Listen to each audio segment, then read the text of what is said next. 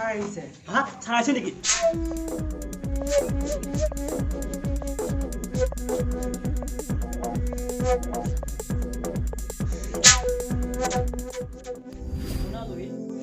আমি ডাঙৰখিনিয়ে যদি ইহঁতক এটা ভাল পৰিৱেশ গঢ় নিদিওঁ তেতিয়াহ'লে ভৱিষ্যতে ইহঁতৰ পৰা আমি কি আশা কৰিব পাৰোঁ এবাৰ ভাবি চাচোন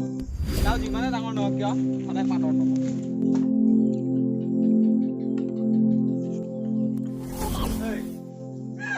কথা কৈছা